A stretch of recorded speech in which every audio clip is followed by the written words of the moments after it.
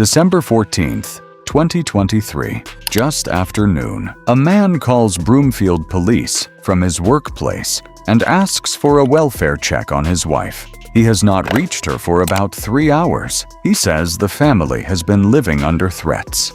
The officer arrives at 12:28 p.m. No one answers. From the outside, the house looks ordinary. Through the garage window, he sees a woman lying motionless on the floor near the interior stairs. He forces entry. Life-saving measures begin. Broomfield Police! Broomfield Police! Paramedics are called. At 12:43 p.m., Kristil Krug is pronounced at the hospital. She was 43, a mother of 3. Kristil Krug was a biochemical engineer. She ran the daily logistics of 3 children. She and her husband, Daniel, had lived on Promontory Loop since 2016. Friends described her as organized, analytical, protective, the person who planned ahead. In the weeks before this morning, that protection had turned into fear. Messages had been arriving, texts and emails that appeared to come from an old acquaintance she had not seen in more than 20 years. Some were explicit, others named details of her life. An expired license plate, a dental appointment. She kept a log. She reported every contact to Broomfield detectives. She began carrying a concealed firearm. She installed additional cameras around the house. Detectives opened a case. Undercover officers drove the neighborhood looking for the source of the threats. By early December, the fear was constant. Life still had to go on. On the morning of December 14th, the routine looked ordinary. Kristil prepared the children's lunches. She and Daniel split the drop-offs, one to a school, one to a bus stop.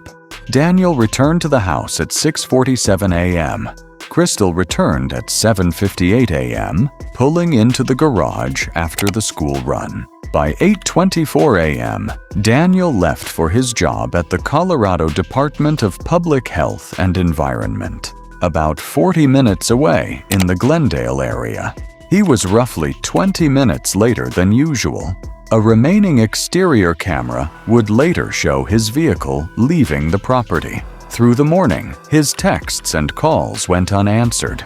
Around noon, he forwarded screenshots of the unread messages to the detective handling the stalking reports and wrote that the silence feels weird. Minutes later, he dialed the non-emergency line and requested the welfare check. He also called Kristil's mother, Linda, who lived nearby, and asked her to go to the house. Linda reached Promontory Loop just as the garage door began to rise. A patrol car was already there. She looked inside and saw her daughter's still form and an officer performing CPR. She was ordered back. Paramedics moved a stretcher, then returned it empty. The ordinary December morning was over. Inside the garage, 3 of the 4 security cameras Kristil had installed were offline for much of the morning. Blue painter's tape covered the doorbell camera. Her phone showed no active use after approximately 8:22 a.m. The firearm she carried for protection was still with her. If this case is staying with you so far, in a house wired with cameras after months of documented threats, on a morning that began with school drop-offs and lunch boxes, Kristil Krug never left that garage alive. The question that would drive the next hours was simple and urgent. What happened between 7:58 a.m. and the moment the officer looked through the window? And who had been close enough to make the cameras go dark? On the afternoon of December 14th, 2023, detectives brought Daniel Krug into an interview room at the Broomfield Police Department. The same detectives who had been working the stalking reports now sat across from the husband who had requested the welfare check that morning. Detective Andrew Martinez and Detective Jennifer King Sullivan listened as Daniel described the morning. He said he had left home later than usual because of unexplained stomach trouble. He and Kristil had spoken briefly after she returned from the school run. There had been no argument. He pointed again to the threats that had shadowed the family for weeks. Daniel told them he believed the same person behind the messages was responsible. He referred to the sender as the man Kristil once knew, the one the children had nicknamed Kickman. He said he wanted to be the one to tell their 3 children what had happened to their mother. Victim advocates confirmed the children were nearby in the building. Daniel placed a hand on his chest and repeated that it should be him. The tape covering the doorbell camera matched a roll found in a kitchen drawer. Daniel could not explain why the cameras had been turned off. Investigators noted that only a small number of people could disable them manually: Kristil, Daniel, and one other household member. Neighboring homes were canvassed, 42 residences in total. No one reported seeing an unknown person near the property that morning. Yet at 8:56 a.m., over half an hour after her phone had gone silent, scheduled messages left the device, one to her brother, one to Detective Martinez, and one to Daniel himself, suggesting she needed him to pick up a child because she had a meeting with the detective. Martinez confirmed no such meeting had been planned. The same day, investigators contacted authorities in Utah. Jack Anthony Holland, the man whose name had appeared on the threatening accounts, was located at his home in Eagle Mountain. Shopping receipts, license plate readers, and the absence of any travel records placed him 8 hours away. He had been with his wife. He was not in Colorado. With Holland eliminated as a physical presence, the focus shifted back to the digital trail that had begun weeks earlier. Search warrants previously served on Google, TextNow, and Verizon for the stalking accounts had been moving slowly. After December 14th, the requests were marked exigent. Responses arrived within the hour. The IP addresses used to create the fake email accounts and send the messages traced to the internal Wi-Fi network at Daniel's workplace. A burner phone used for some of the texts had been purchased with a Visa gift card registered to an email address belonging to Daniel. Location data placed that burner in the same physical places as Daniel's personal phone on multiple dates in October and November. One photograph attached to a threatening message showing Daniel arriving at work had been taken in selfie mode with a timer. The phone had been propped against the back of his own vehicle. He had stepped into the frame, then sent the image as if someone else had captured it. In the first hours after the discovery, Kristil's mother, Linda Grimsrud, and other relatives gathered near the house. Linda had arrived while the garage door was still rising and had been directed away. Later that day, the family focused on the children. Daniel remained insistent that he should deliver the news himself. Family members later told investigators that the marriage had been strained. Kristil had spoken of planning a divorce and seeking full custody. One relative described the relationship as not good. Linda noted that her daughter's life had been difficult in recent months, and thus the couple had not been on good terms. By December 15th, the family's focus shifted from immediate shock to practical protection of the children. A public statement released through the police department asked for privacy and centered entirely on surrounding the 3 children with support. A forensic review of Daniel's personal devices revealed a series of internet searches conducted on the evening of December 13th. The queries included: how hard would you have to hit someone in the head to make them unconscious? Do people really go unconscious when hit in the head? And how long can you be unconscious without brain damage? Investigators also noted that Daniel's vehicle dash camera had been deactivated before he left for work on the 14th. Combined with the offline home cameras, the scheduled texts from Kristil's phone, and the workplace origin of the earlier messages, the timeline no longer aligned with the account of an external threat.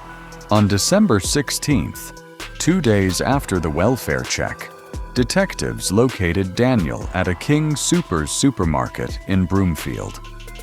He had stopped there while heading toward his daughter's performance of the Nutcracker, intending to buy flowers. Officers approached the vehicle in the parking lot. Detective Martinez asked a single question that reversed the request Daniel had made 2 days earlier: whether he wanted to tell the children himself or whether someone else should. Daniel was taken into custody. A handwritten note addressed to his mother was recovered among his belongings. Daniel was the last known person to have seen Kristil that morning. He was among the only people who could have turned the cameras offline. The digital accounts that had terrorized the household for 2 months traced back to his own workplace network and to devices tied to him by purchase records and location data. The man whose name appeared on those accounts had a verified alibi hundreds of miles away. Pre-incident searches on Daniel's devices aligned with the injuries later documented. Scheduled messages from Kristil's phone had created the appearance of activity after the time the devices showed she could no longer have sent them. Detectives continued to document every contradiction that tied back to him. The case file grew heavier with technical reports, canvas summaries, and the recorded interviews in which Daniel's explanations remained fixed on an external stalker who could no longer be placed at the scene. What had begun as a welfare check on Promontory Loop was no longer a search for a stranger in the neighborhood. It was becoming a case about the person who had made the call. After the arrest on December 16, 2023, prosecutors formally charged Daniel Krug with first-degree murder after deliberation in connection with Kristil's death, along with 2 counts of stalking and 1 count of criminal impersonation. He was held on a $5 million cash bond. The months that followed moved through preliminary hearings and pre-trial motions. The case remained in Broomfield County. Digital reports, witness statements, and the interview recordings formed the core of the file that would eventually reach a jury. By early 2025, the matter was set for a multi-week trial. In April 2025, the trial opened in Broomfield County District Court. Over more than 2 weeks, the jury heard the digital trail, the timeline contradictions, and the accounts from both sides. On April 17th, the panel returned its decision: guilty on every count, first-degree murder after deliberation, stalking causing emotional distress, stalking involving repeated threats, and criminal impersonation. District Attorney Brian Mason described the conduct as calculated and driven by control. Sentencing was set for the following afternoon. On April 18, 2025, Judge Priscilla Lose sentenced Daniel Krug to life in prison without the possibility of parole on the primary charge, a mandatory term under Colorado law, plus an additional 9.5 years to run consecutively for the remaining counts. The court also entered a finding that the acts constituted domestic violence. Kristil's father, Lars Grimsrud, addressed the court. He called the actions pure, selfish evil that had robbed the 3 children of both parents in a single stroke. Kristil's mother, Linda Grimsrud, spoke next. She told the defendant he had destroyed so many lives with a senseless, selfish, and cruel act. The children, she said, would spend their entire lives trying to reconcile that their father had taken their mother. She added that he would never understand their suffering, but he would never again be a free man. Cousin Rebecca Ivanoff described a gaping hole left in everyone who loved Kristil and spoke of the depths of manipulation that had marked the final months. Daniel declined to make a statement. His brother Jeremy spoke briefly, expressing grief for the children and hope that his own family might still maintain contact with their cousins. He noted that some relatives had held out hope for another explanation until the evidence was laid out at trial. Daniel Krug was transferred to the Sterling Correctional Facility in Northeast Colorado. As of August 2026, he remains there, serving the life term without parole. In December 2025, he appeared by video from the facility for a restitution review concerning ongoing costs related to the children's therapy and storage of evidence. No successful appeal has been recorded in public records. The 3 children are being raised by Kristil's brother and his wife, with steady support from the extended family, including their grandfather Lars. Relatives have described them as surrounded by love and, in more recent accounts, as thriving in that care. Privacy remains the family's first request. The delay in receiving the digital records that ultimately identified the source of the messages became a lasting concern for the family.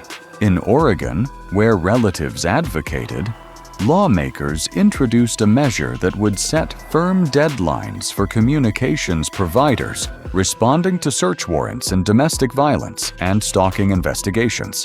The bill passed unanimously in both chambers. Governor Tina Kotek signed it into law, known as Kristil's Law. It took effect on May 1, 2026. It requires social media companies to respond within 72 hours and other communications providers within 5 business days when the warrant concerns domestic violence or stalking. Oregon became the first state to impose such statutory deadlines. Family members have said they believe faster access to those records might have altered the course of events in Colorado.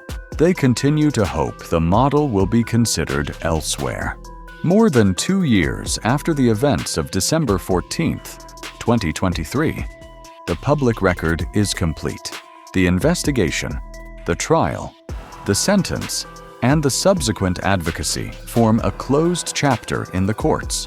What remains is the private work of raising 3 children, and the quieter determination to turn one family's loss into a practical change for others facing similar threats.